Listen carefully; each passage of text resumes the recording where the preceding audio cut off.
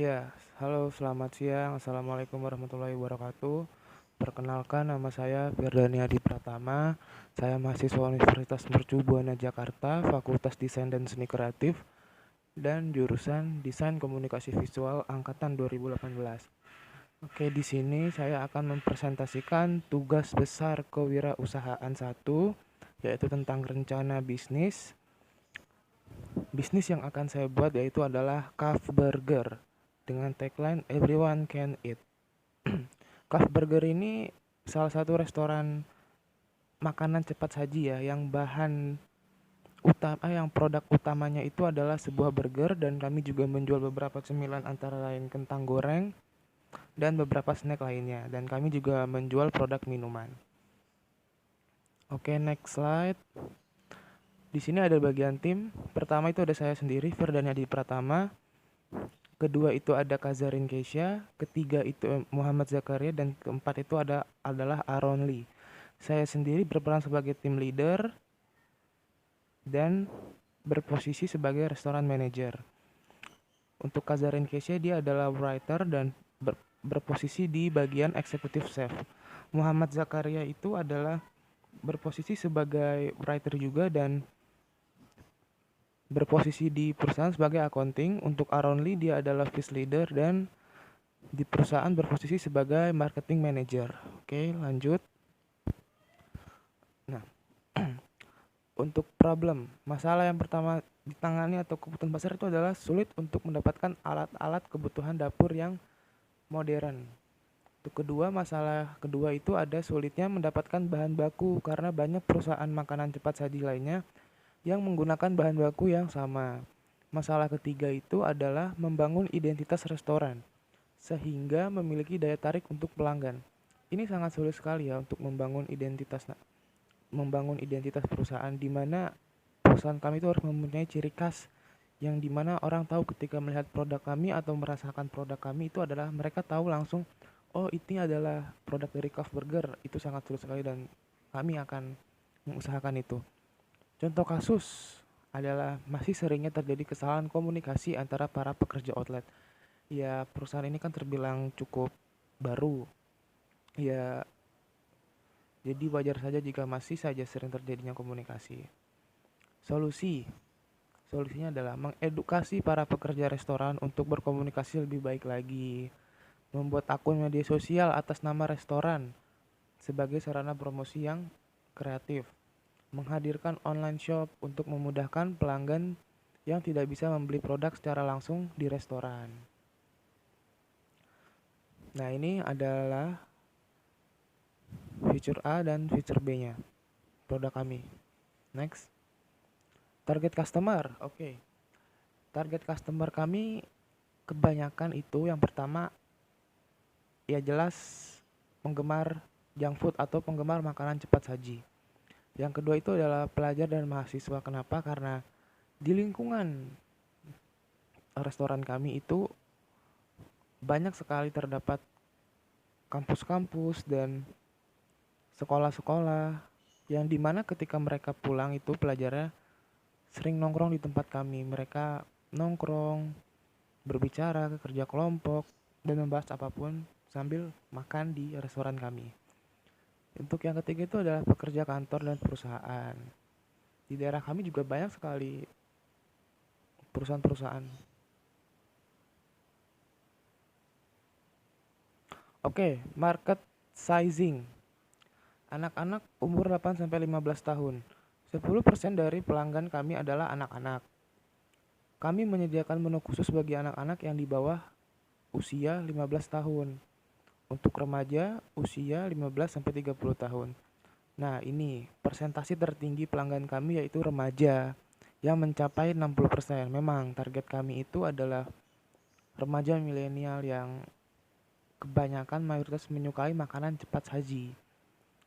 Untuk terakhir itu ada dewasa usia 30-50 tahun. Sisanya pelanggan kami adalah kalangan dewasa usia 30-50 tahun yang mungkin makanan kami kan berlebar makanan cepat saji ya. Mungkin mereka memikirkan kesehatan, tapi perusahaan kami adalah perusahaan yang makanan cepat saji yang menawarkan menu-menu sehat. So, jangan takut. Oke, ini kompetitor dan positioning. Di mas kategori dan konsumen basis itu ada penggemar makanan cepat saji dan pelanggan yang menyukai makanan junk food tapi harga terjangkau dan sehat. Ini kami menitipkan paling banyak ya, menitipkan makanan itu penghasilan dari GrabFood, GoFood, dan kami juga buka online online shop pemesanan online di akun Instagram Kaf Burger sendiri. Untuk di nice kategori kita ada penggemar healthy food dan orang yang berumur 10 sampai 30 tahun. Biasanya di sini kami mengikuti jika ada event-event atau bazar makanan apapun di daerah Jakarta dan Tangerang. Itu contohnya itu adalah event JCF Jakarta Culinary Festival dan With the Fest. Kita biasanya buka outlet di acara itu. Lumayan penghasilannya. Ini ada monetization atau business model. We have our main revenue source. Kita punya dari mana kita menghasilkan 4 cara kita menghasilkan uang. Pertama, berdasarkan penjualan produk yang ada di restoran. Kenyamanan pelanggan sangat diutamakan supaya pelanggan senang dan mereka ingin datang kembali ke restoran kami untuk membeli produk. Dari situ kita bisa menerima pendapatan yang maksimal. Yang kedua itu melalui penyewaan tempat. Oke. Restoran kami juga menyediakan penyewaan tempat untuk beberapa orang yang ingin memesan tempat kami untuk acara kegiatan atau organisasi sosial seperti acara meeting, arisan mungkin, atau apapun itu, kerja kelompok, ulang tahun, acara apapun. Kami menyediakan tempat dengan cara yang sangat mudah, itu dengan booking terlebih dahulu atau memesan via telepon perusahaan kami.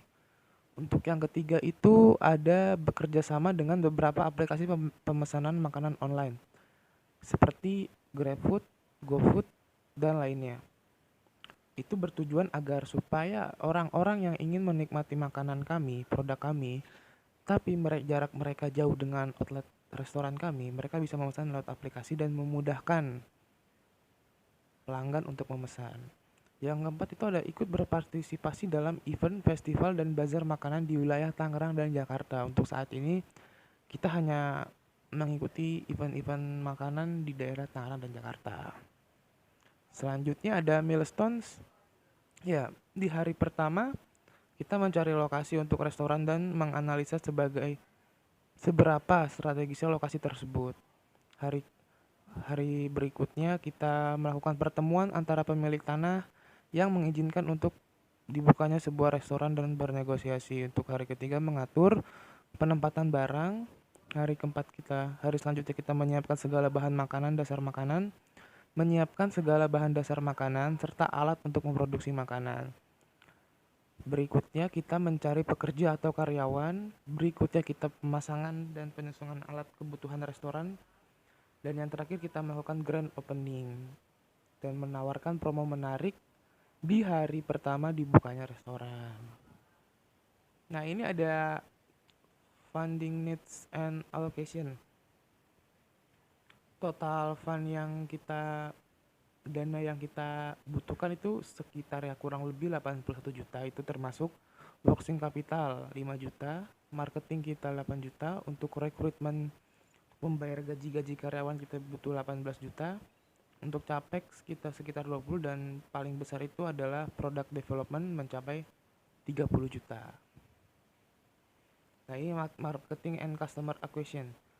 Pertama itu penginputan data di setiap bulannya dari beberapa produk yang kami jual setiap bulan. Dari situ kita bisa mengukur bagaimana perkembangan target pelanggan kami. Kedua, mengembangkan identitas perusahaan. Dan yang terakhir itu membuat inovasi-inovasi baru dalam produk yang tidak melenceng. Oke, ini bagian terakhir ada kontak detail kami. Alamat kami berada di Jalan Kiai Haji Agus Salim nomor 5 Tangerang. Telepon kami di 0217659823. Email kami ada info@kafburger.com dan website resmi kami adalah kafburger.com. dan itu adalah logo perusahaan kami, Kaf Burger. Everyone can eat, semuanya bisa makan. Oke, sekian presentasi dari tugas besar kewirausahaan dari saya, Ferdani Adi Pratama. Mengucapkan terima kasih, dan jika ada salah kata atau perbuatan yang salah, mohon dimaafkan. Terima kasih.